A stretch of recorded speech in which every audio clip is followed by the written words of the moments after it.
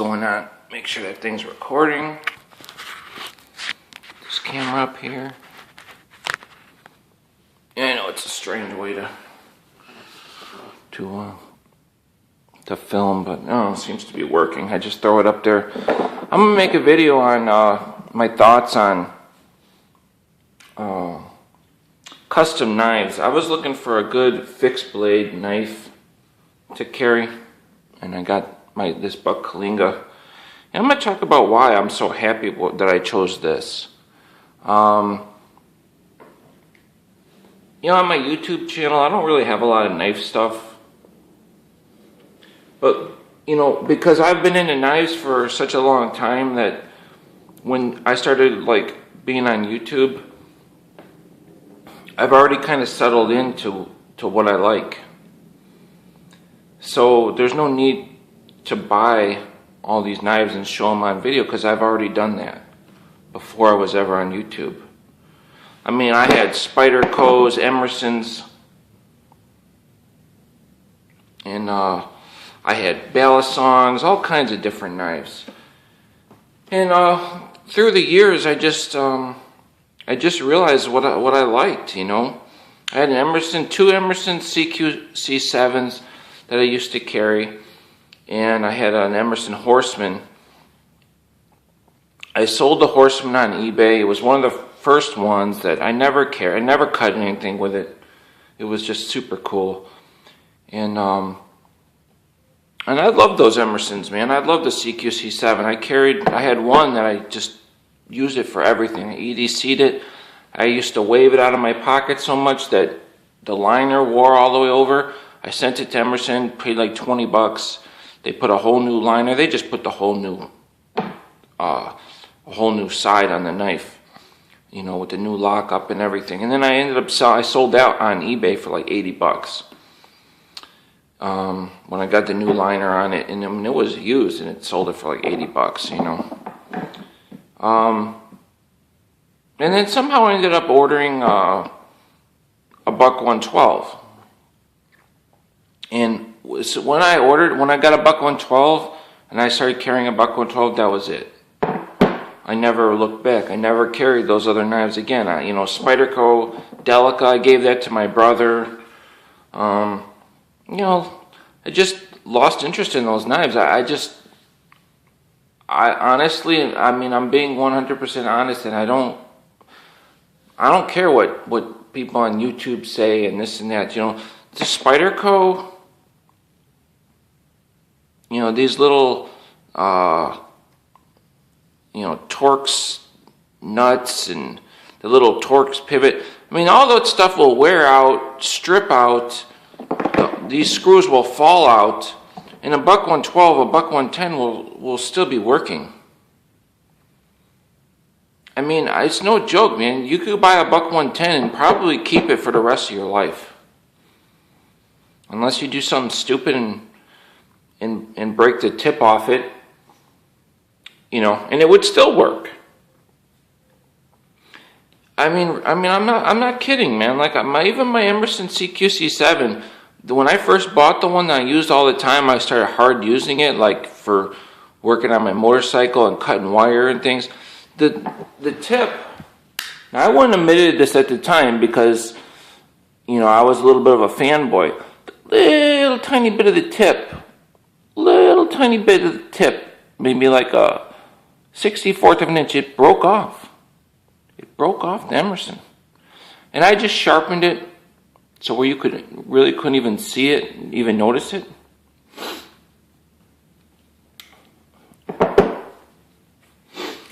But this whole video was my thought on custom knives, and the same thing applies to knives that aren't custom, that are not used. Okay, take something like this Spyderco. This is a Spyderco Ambitious, I believe, made in China, that I bought, and this knife I have used, man, for when I was doing drywall, and I have scraped paint off metal cans with this knife. It still takes an edge, you know. It's the Chinese steel, the 8CR13 MOV. You see the tip breaking off this thing? Do you know what kind of abuse I've put this knife through? Because I don't care about this knife at all. I don't even like this knife. It's just a knife that I'll take, and it's easy to grab one hand and cut things and abuse the heck out of. But guess what? It's still working. Why is it working? Because when Spyderco, something like this gets used, then the company gets feedback on the steel, on the knife being used. The higher end you go with the knives, the less they're being used, which means they don't get feedback on the steel. Now technically, something like an S30V is supposed to be better steel, and it is better steel. But in use, is it really better? You know, maybe something is up with the steel where they didn't get the steel right and the knife broke. Okay? They start getting feedback, oh, my S30V broke. You know, oh, what's wrong? And then they would go and fix it so they don't going to be breaking in the future. But if the knives aren't being used, how can you get that feedback? Okay? You know, something like this, this is a Buck 112 with S30V, and it's awesome. I've used it, and you can see the blade is thinner than the 428C blade because it's stronger steel. It doesn't need to be as thick. And this is great steel. I mean, I'm not criticizing S30V. I'm just trying to make a point here. That's not even, S30V is great steel. But what I'm saying is 428C from Buck, do you know how tested this steel is? Okay, I personally use this knife a lot. People buy Buck 110s with 428C and they use them.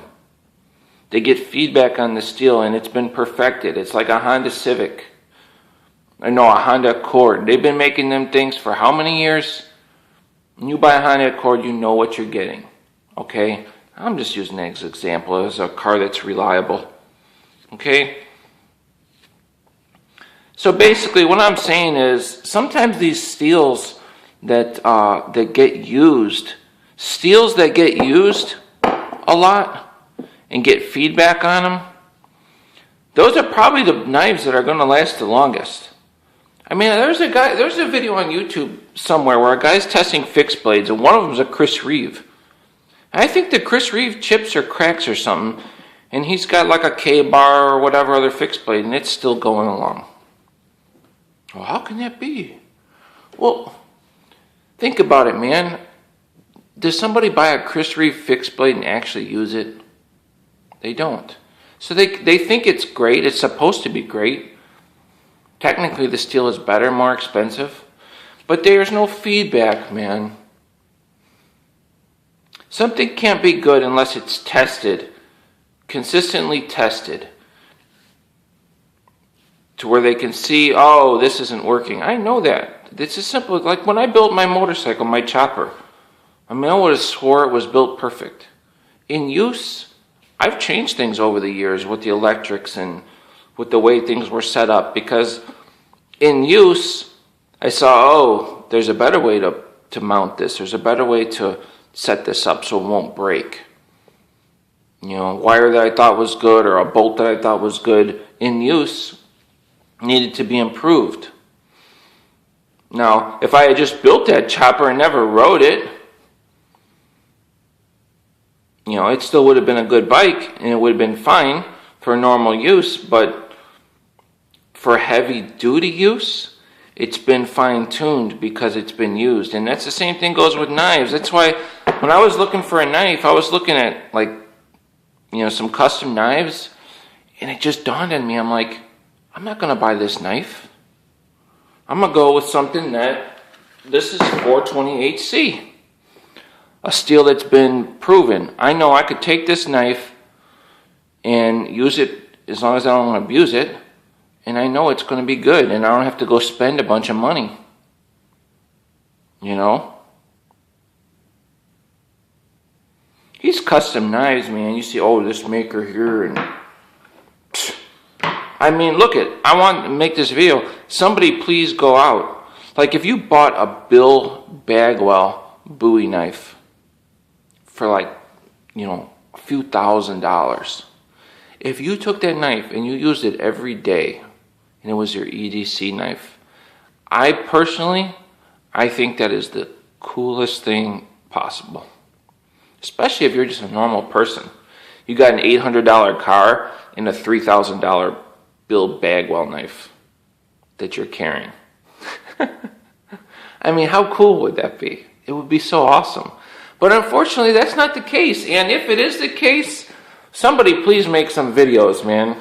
I'd like to see the videos. The long-term test use, and not some stupid test. Some guy's going to go out and try and beat the heck out of a knife. Somebody who's actually carrying one. And I'm just using that as an example. I mean, Bill Bagwell, those are awesome knives. I do believe that they're great knives. But to a lesser extent, maybe these other knife makers who we don't know that much, about them.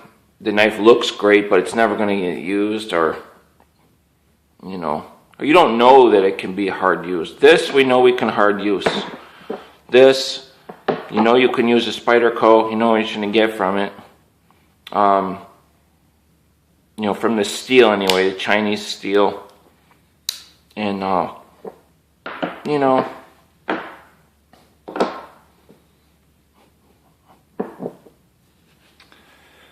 because I was looking for a fixed blade, for an everyday carry fixed blade. And I looked, I'm like, you know what, maybe I'll get something real nice, man. Like I was talking about, a real high-end knife. And just use that. But I honestly didn't buy it, not because of the money. It's because I don't trust it. Why would I spend $1,000 on a knife that I don't trust as much as this knife? I don't, man. I just don't. I trust this knife more. This knife will last my lifetime. I know how to treat the 428C. I know what you should do with this and what you shouldn't do with it.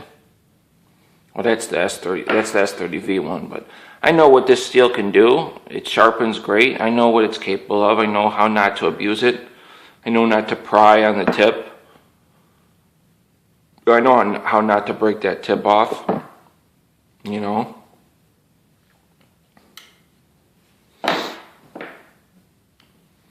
Heck, I was on a forum.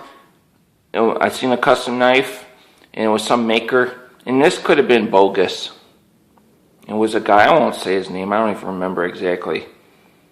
It was just a report of someone did buy one of these custom makers knives, and it was like a really expensive knife, and he was using it, and the blade just broke off. And it broke in here. It wasn't even full tang. And not only was it not full tang, it only went into the bolster. Or something like that. It broke at the bolster. I forget. But I was like, man, are you serious? I mean, the whole knife was just for looks. I mean, it wasn't functional at all. At least not for a user knife. This is full tang. You know what this knife is. Okay? There's no bogus here. These custom knives, they got these handles you can't see. It's not full tang to begin with, but you can't see if it's a rat tail that's this thick or if it's this thick. You can't see if the tail comes to here or if it goes to here. Even if you see that it's screwed and it comes all the way through the handle, you can't see if it's a thin little rat tail. You can't see. You don't know what's going on.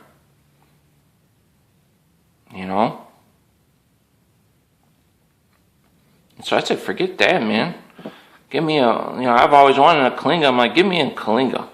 And we're gonna carry this guy. I had to make some improvements on it, round the handle here and whatnot, but this knife is carried with the Spyderco Warrior philosophy. Reverse grip like this. And that's how I carry it and think about it. But this is legal to carry because it's a hunting knife.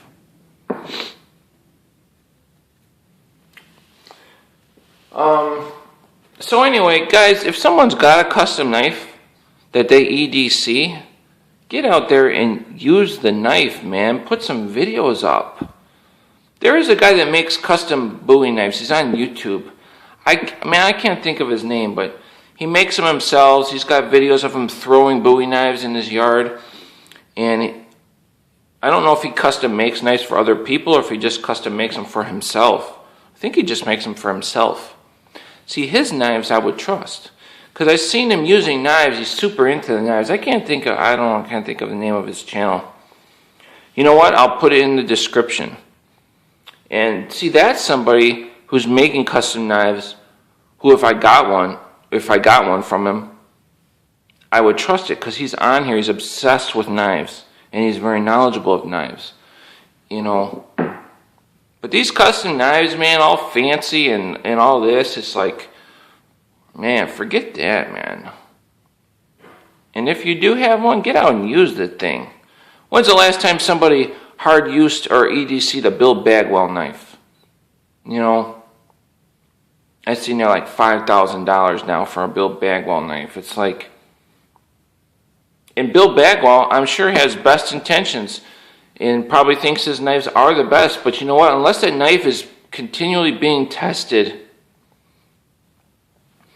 you don't know. That blade might snap right in half. You might have best intentions thinking that your steel is being tempered perfect. But how do you know unless the knife is out there being tested?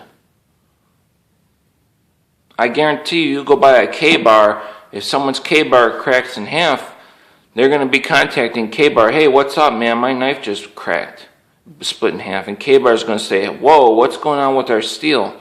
We don't want this because nobody's going to buy our knives. They will go and make sure that the knives aren't going to snap in half. It's as simple as that. Something needs to be tested while it's being made, you know. It's as simple as that. So that's my thoughts on custom knives, you know. And really, what's the point of buying a knife? Like, if you don't know that knife can perform, like, oh, this is a super nice knife, but I'm not going to use it. I'm not going to use it.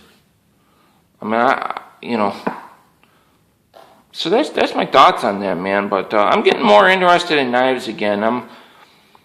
I was kind of interested in guns and kind of the same, you know, the same thing happened with guns. I kind of went through different guns and kind of came back around and realized what I like. And what I like is what I have.